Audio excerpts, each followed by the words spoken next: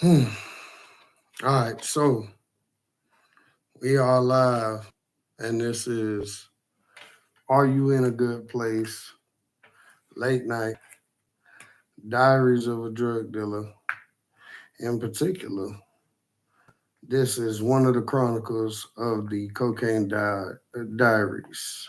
Now, this is for your mental health to let you understand how uh, actually one of the most extreme ties into mental health, which is drug dealing. So, I am, let's call me Blue. That is my name. And let's say that I am and or was a drug dealer at one time. We are going to actually, uh, just for legality purposes, say this is a fictitious fucking story, but it's real. It's fictitious, but it's real. All right, so before we get started, I need to go ahead and crank up. So give me a second. Oh shit. So I'm here to tell you about the first time that as a cocaine dealer and or any other substance dealer at the time, I stayed up for 3 days straight on cocaine. First of all, never done any other drug harder than I'd say cocaine, acid, Molly, X. Those are the most extreme. I've never done meth, never done heroin, crack. Don't fuck with that. I've sold a few of them. Now, uh, in Myrtle Beach, me and my baby mama moved to a neighborhood, Ivystone. And the first night, I stayed up for 3 days straight. My homeboy, Starquan, had just got killed a week to the day before this. And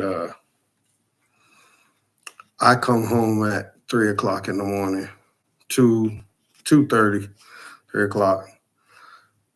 I had a coke booger so bad, and if you know what coke boogers are, then you know what I'm talking about. It's very fucking painful to try to get them out when you're first going through this. They are about this big, about as big as a big lighter, really, coming out your nose, hard as hell. And so I was battling trying to get one of those out. I come home, I'm in the bathroom, blowing real hard. Got a fucking newborn, got three babies actually, and my baby mama, um, she comes out. She's like, "What the fuck are you doing? Shut up! It's 3 o'clock in the morning. You're waking the babies up." I'm like out of my goddamn mind, fucking high as hell. 3 days straight. I'm starting to see shadow people. This is where it fucking starts. All right. So I'm in this bathroom and I'm trying to blow these boogers out. Whatever. To give you a view of it, you walk into my apartment. There's a hallway straight down when you open the door. To the left, you got the sunroom. To the right, you got the dining room kitchen. All right. If you go straight all the way down the hall, you got my room. To the left of my room, before you get to my room, is my kid's room. And to the right is this bathroom that I'm in, trying to blow this shit out. And I come out, I'm like, I'm sorry, babe, fine. I go outside to the sunroom, which has a door.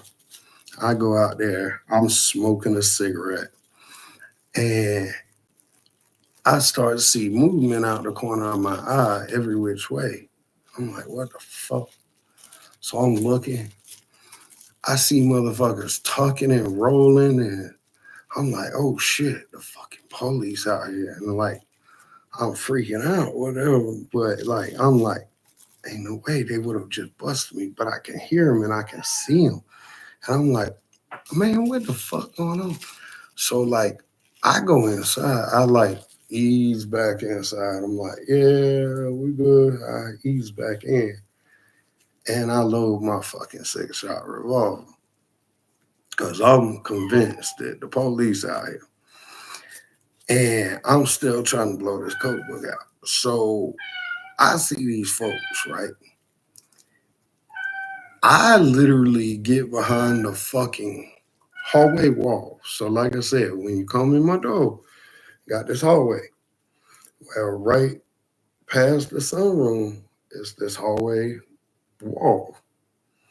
So I'm hiding behind the fucking hallway wall, right? And then every now and again, I would run behind it and I run to the sunroom and I yank open the fucking blinds and I go, I know you fucking out there, police, whatever. Baby mama comes out like, fucking boy, ain't nobody out there if you don't come to fucking bed. And I'm like, girl, don't, I'm not gonna say her name, but girl, don't open that fucking door. They out there. And she said, boy, ain't nobody out there. She opens the door. I come out there. I say, I know you, don't move. And I'm freaking out. And they tucking and rolling still even there. And I see him. I'm freaking out. I shut the door. I said, Allie, go to bed. What? Oh shit! I say the name anyway. Whatever. I lock the door. So I go to the bathroom. I'm trying to blow that damn coat. I'm putting water up my nose, blowing this shit. It's bad. And then I look up into this damn mirror. Now, when you look in this mirror and the bathroom door open, you can see my front door. And you can see a little bit into the sunroom, living room area, right? And I got these two fucking wicker chairs that are right there. Now, I look up and I see a old white dude, bald head, like 60s, sitting in one of the wicker chairs. He's looking dead at the sunroom, so he's like this, just sitting. Right, but like directly beside and behind him is the other one. And I see this old white lady, and she got like reddish orange hair, and she's about his age, and she's just chilling. And then I see my boy Star Quan, who God rest his soul, rest in peace. Y'all boys who know who I'm talking about. One of my best friends, man. I was with him forever. He's just standing right over the white lady, kind of like with his arms like this, like Blue, you stupid, like whatever, like how funny. He doesn't make a word the whole time, right? I'm sitting there blowing. I'm like, what the fuck?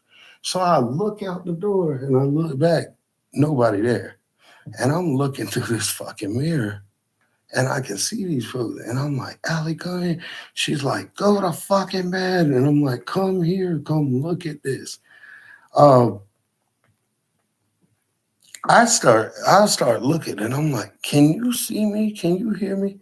And the fucking old white lady, she literally goes, and I go, oh, confirm that you just said yes. And telepathically, like she told me, yes, I can see you, I can hear you. And I go, what the fuck? So I said, Ellie, come here, please. She looks through that fucking mirror.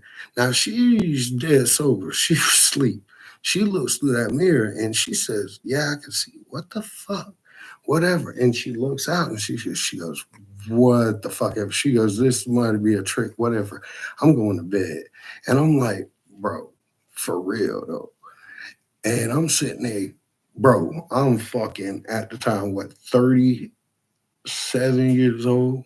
Ain't cried since I was 6. I almost cried that night because it hurt so fucking bad and I couldn't get this shit from to come out and it burning.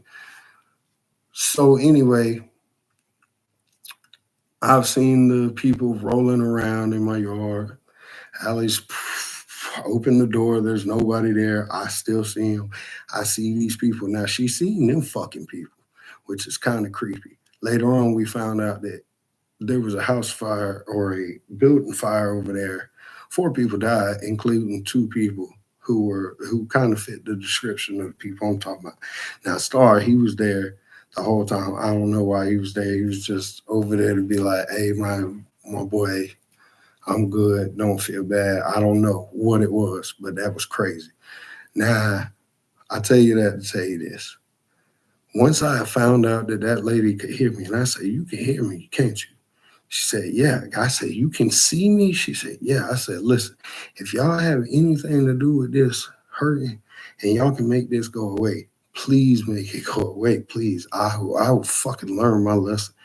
And she literally turns to this man and says something like, I forget his name. I think she said Don. She said, Don, we can come on, let him go to bed. And this man, for the first time, turned to me and said, are you gonna go to bed? I said, are you gonna make this stop hurting? He said, are you gonna go to bed? And I said, I will go to bed right now. And he said, fine, go to bed. And I turned that light off. I got in my bed and I went to sleep like that. No more hurt, no more pain. In the morning, I blew something out that when my phone charged, we will upload this.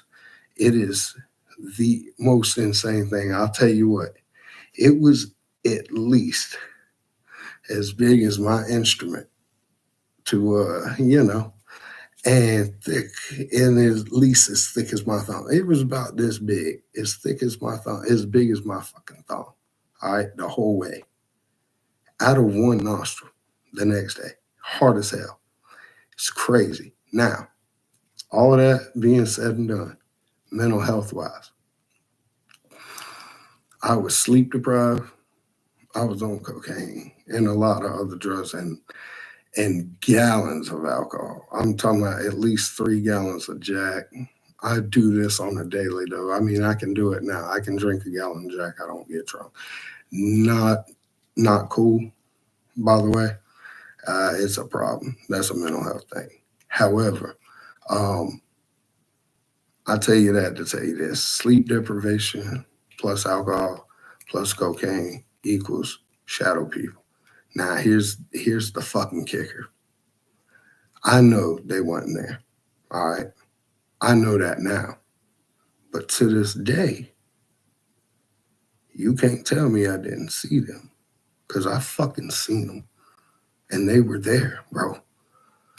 And it's a real thing. Now, is the government fucking making stimulants illegal because they know if we stay up too long, sleep deprivation equals the veil list, and we see people who are actually there? I don't fucking know. I assumed that they were police. They weren't. I've had more experience after, which we'll go down that rabbit hole another day. But I'm gonna tell you this: and now I'll leave you with this. I'm so convinced that I seen them, and I know I seen them, because after a lot more fucking experience, I ran over a family of 4 shadow people. Now we'll get into that one on a different day, but mental health and dealing drugs, what's that got to do with it? It's this. I mean, am I crazy? Because I seen shadow people and I know they were there. I seen ghosts. I know they were there. I'm a very rational motherfucker. I don't know. Are you in a good place? Because you don't want to be in that damn place I was in. Stay tuned for volume 2. Cocaine Diaries gets fucked up.